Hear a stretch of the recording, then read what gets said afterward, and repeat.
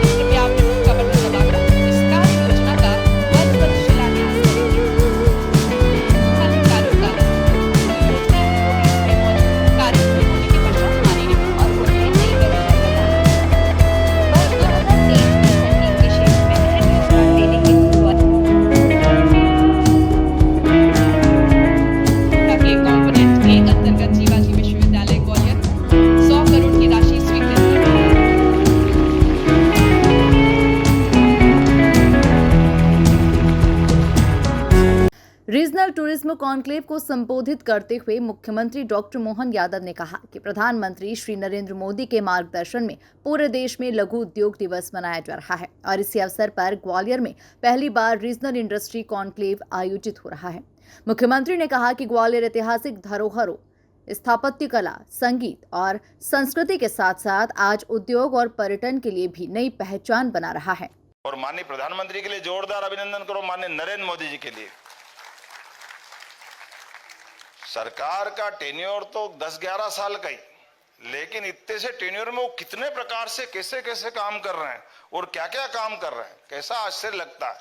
कहीं वो तमिलनाडु के मंदिरों के साथ बैठ करके वहां अपने विदेशी राष्ट्राध्यक्ष को बुला करके वहां हमारा अपना पर्यटन का वो केंद्र तो बता रहा है। अब टूरिज्म वाले तो समझ ही रहे कि दूसरे जो न समझे लेकिन एक साथ कितना ध्यान आकर्षित कर देते हैं।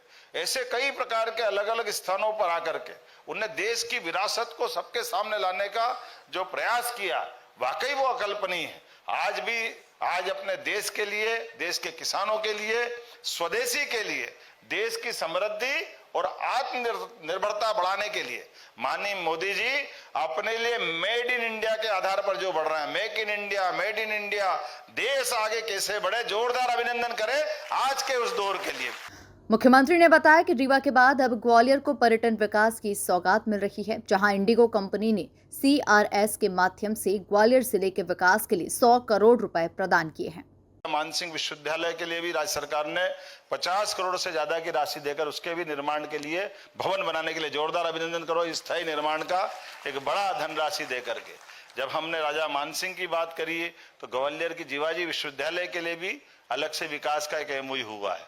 और उतना ही नहीं, इसके साथ साथ यहाँ हमारे अलग अलग प्रकार के, आज जब मैं कुछ आंकड़े देख रहा हूँ तो आंकड़ों में भी बड़े पैमाने पर यहाँ अलग अलग क्षेत्र के बजाय एक तरह से मैं यहीं पे नाम बोल देता हूँ तो आपको ध्यान में आएगा कि ये इस स्थान पर लगभग अलग अलग कंपनियों के माध्यम से भविष्य में एक नई दुनिया में हम पहुंचने वाले हैं। एक क्षेत्रीय रीजनल इंडस्ट्री कॉन्क्लेव रीवा में की थी और रीवा में भी सफेद शेर और तमाम प्रकार के स्थापत्य के नमूने, जंगल का आनंद, बहुत सारी प्रकार की बातें थी। लेकिन ये हमारे राज्य के अंदर जब से हमारी सरकार बनी, एक एक सब्जेक्ट को पकड़ के इस तरह की इंडस्ट्री कॉन्क्लेव हर सेक्टर की कर रहे हैं। तो पर्यटन के क्षेत्र में भी जब हमने आज यहाँ अपनी ग्वालियर में रीवा के बात की तो रीवा के साथ ग्वालियर में भी सौगात क्या मिली, ये मानसिंह किले के लिए हमारा वो इंडिगो कंपनी के द्वारा लगभग 100 करोड़ की लागत से वो अपने CSR फंड से इसका पूरा नवीनीकरण करेंगे। जोरदार अभिनंदन करो, ये बड़ी सौगात मिल रही। राजमाता विजयाराजे सिंधिया कृषि विश्वविद्यालय के दत्तोपंत टेगड़ी सभागार में कॉन्क्लेव में सीएम डॉक्टर मोहन यादव के साथ विधानसभा अध्यक्ष नरेंद्र सिंह तोमर, जल संसाधन मंत्री तुलसी सिलावट, किसान कल्याण एवं कृषि विकास मंत्री ऐदल सिंह कंसाना, पर्यटन, संस्कृति और धार्मिक न्यास एवं धर्मस्व राज्य मंत्री स्वतंत्र प्रभार धर्मेंद्र लोधी उपस्थित रहे। Bureau report, MP news, Gwalior.